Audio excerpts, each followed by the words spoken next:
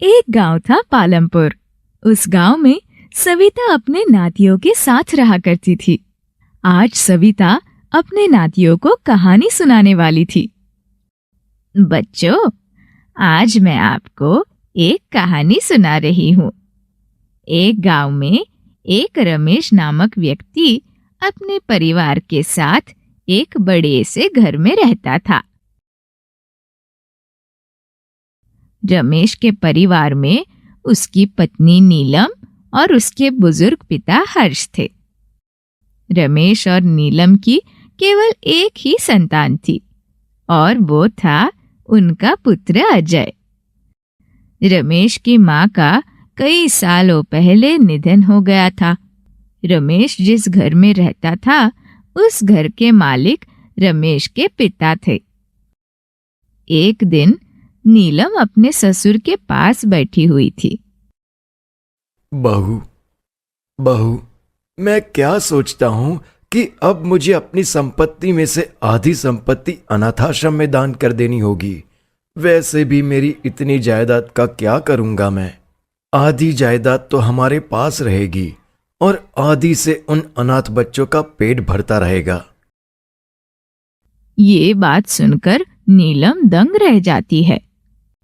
अरे बापूजी, आप ये क्या बोल रहे हो? आप अपनी संपत्ति क्यों अनाथ आश्रम में दान कर रहे हो? बहू, आपकी सास की ये तमन्ना थी कि हम अपनी संपत्ति में से आधी संपत्ति अनाथ बच्चों के नाम कर देंगे ताकि उनका जीवन भी उज्जवल हो सके। हर्ष की ये बातें सुनकर नीलम घबरा जाती है और वो वहां से उठकर अपना कार्य करने लग जाती है। देखते ही देखते रात हो जाती है। तभी रमेश घर आता है तो नीलम उसे पूरी बात विस्तार से बताती है।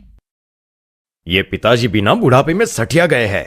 यहाँ मैं कब से ये संपत्ति अपने नाम करने के चक्कर में घूम रहा हूँ और ये पिताजी अपनी संपत्ति अनाथाश्रम में दान करने की बात कर रहे हैं। नहीं नहीं नीलम, पिताजी ऐसा कोई कदम नहीं उठाएंगे। इससे पहले ही हमें ये सारी संपत्ति अपने नाम कर लेनी होगी। वो कैसे संभव है रमेश? आपके पिता तो अभी आपके नाम कुछ नहीं करने वाले, तो ये आप कैसे कर पाएंगे? इसका रास्ता भी मेरे पास है नीलम। अब देखती जाओ कल मैं क्या करता हूं। दोनों काफी समय तक बातें करते हैं और फिर सो जाते हैं। अगले दिन सवेरे रमेश घर से बाहर चला जाता है। दोपहर का समय। तभी अचानक रमेश घर आता है। उसके हाथ में कुछ कागजात थे। वो सीधे अपने पत्नी के साथ अपने कमरे में चला आता है। ये देखो नीलम, ये पिताजी की सारी संपत्ति के कागजात है, जिसमें एक वसीयत भी मैंने बनाई है कि पिताजी अपनी सारी संपत्ति मेरे नाम कर रहे हैं, वो भी अपने पूरे होशो हवास में। बस तुम्हें एक काम करना होगा। ये लो गोलियां, ये नींद की गोलियां है। बस तुम नीचे रसोई में जाओ और पिताजी के लिए चाय बनाओ और उस चाय में ये नींद की गोलियां डाल देना। जी ठीक है। नीलम वो नींद की गोलियां लेती है और रसोई में जाकर चाय बनाती है और उसमें वो नींद की गोलियां डालकर वो चाय अपने ससुर हर्ष को दे देती है। हर्ष वो पूरी चाय पी जाता है। तभी थोड़े समय बाद गोलियों का असर दिखना शुरू हो जाता है और हर्ष गहरी नींद में सो जाता है। नीलम, तुम दरवाजा बंद कर दो, तब तक मैं इन कागजात पर पिताजी के अंगूठे के निशान ले लेता हूं। रमेश वो सारे कागजात पर धोखे से हर्ष के अंगूठे के निशान लगा लेता है। अब सारी संपत्ति का मालिक केवल रमेश था। हर्ष को इस बात का कतई अंदाजा नहीं था कि उसका बेटा उसके साथ ऐसी बेईमानी करेगा। दोनों ये देखकर बहुत खुश होने लगते हैं। तभी थोड़े समय बाद हर्ष को होश आता है और वो रमेश से पूछता है, अरे रमेश पुत्र, बहू ने चाय में क्या मिलाया था कि चाय पीते ही मुझे नींद लग गई। बस करिए पिताजी, अब बहुत हो चुका आपका। अब आप सीधी तरीके से इस घर से बाहर निकल जाइए। अपने पिता से इस तरह से बात करते हुए तुझे शर्म नहीं आती? तुम मुझे अपने ही घर से बाहर निकलने के लिए कह रहे हो? आपके घर से? अरे पिताजी, अब ये घर आपका कहां रहा? अरे ये सारी संपत्ति का मालिक तो अब मैं बन चुका हूं। ये देखिए कागजात, जिस पे साफ साफ लिखा है कि आपने अपनी सारी संपत्ति मेरे नाम कर दी है, और इस पर आपके अंगूठे के निशान भी है। हर्ष ये सब देखकर हक्का बक्का रह जाता है। तुमने मेरे साथ इतनी बड़ी बेईमानी की, मेरी सारी जायदाद धोखे से अपने नाम कर ली। ये तुमने ठीक नहीं किया बेटा। पिताजी, क्या सही है क्या गलत ये मैं बहुत अच्छे से जानता हूं। अगर मैं ये कदम ना उठाता तो आप तो सारी जायदाद गरीबों में दान कर देते थे। अच्छा हुआ बेटा, आज तुम्हारी माँ जीवित नहीं है, वरना वो तुम्हारा ये रूप देखकर आज आज जीते जी मर जाती थी। मुझे अपने आप पर गुस्सा आ रहा है कि मैंने तुझ जैसे बेटे को पाला। तभी रमेश अपने बूढ़े पिता को धक्के देकर घर से बाहर निकाल देता है।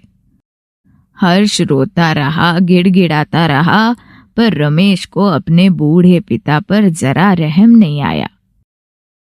देखते ही देखते कई दिन गुजर गए। अब रमेश, नीलम और अजय तीनों उस घर में खुशी खुशी रहने लगे।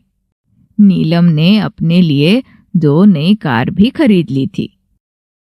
रमेश, मैं क्या कहती हूँ, यही गांव में एक बड़ा सा मकान बिक्री है जो बहुत सस्ते दामों में मिल रहा है। क्यों ना हम वो मकान खरीद ले? हाँ हाँ, खरीद लो नीलम।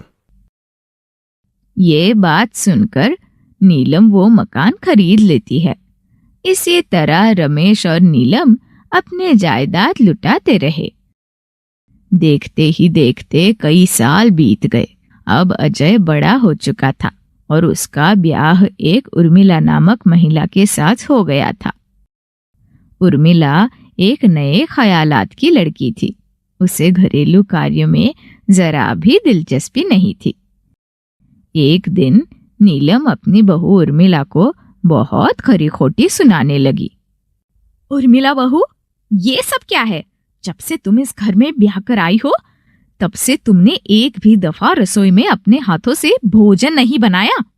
हमेशा तुम होटल से भोजन मंगवाती रही। आखिर ऐसा कब तक चलता रहेगा? तुम इस घर की बहू हो। तुम्हारा कर्तव्य है कि तुम्हें रसोई में अपने हाथों से हम सबके लिए भोजन बनाना चाहिए। माँ जी, मुझे नहीं आता भोजन बनाना, और अगर आपको घर का बना भोजन खाने का इतना ही मन है तो आप खुद क्यों नहीं बना लेती हो भोजन? तुम मुझसे जबान लड़ा रही हो। उर्मिला और नीलम में बहुत बहस होने लगती है। तभी उर्मिला गुस्से में अपने कमरे में जाकर बैठ जाती है। देखते ही देखते रात हो जाती है। तभी अजय घर आता है। अजय को देखकर उर्मिला बहुत रोने लगती है। तुम्हारी माँ ने मेरा जीना हराम कर रखा है। हमेशा मुझे किसी ना किसी बात पर टोकती रहती है। कभी मैं होटल से भोजन मंगवाऊं तो उन्हें उसमें भी आपत्ति है। कोई सामान अपने लिए ले आऊं तो उनके पैसे खर्च होने लगते हैं। बस मुझसे अब ये सब बर्दाश्त नहीं होता। इसलिए मैंने फैसला किया है कि अब मैं इस घर से हमेशा के लिए जा रही हूँ। नहीं नहीं उर्मिला, मैं तुम्हारे बिना नहीं रह सकता। तुम कहीं नहीं जाओगी। अगर तुम सच में मेरे बिना रह सकते हो तो अपने माता पिता को इस घर से हमेशा के लिए निकाल दो। अजय उर्मिला की बात सुनकर अपने माता पिता के साथ वही हरकत करता है जो रमेश ने अपने माता पिता के साथ किया था। अजय ने धोखे से सारी संपत्ति अपने नाम कर ली थी और उसके बाद अजय ने रमेश और नीलम को धक्के देकर घर से बाहर निकाल दिया। तो देखा बच्चों आपने, बेईमानी का नतीजा कैसा होता है। इसीलिए कहते हैं कभी बेईमानी नहीं करनी चाहिए, क्योंकि उसका नतीजा बहुत खतरनाक होता है।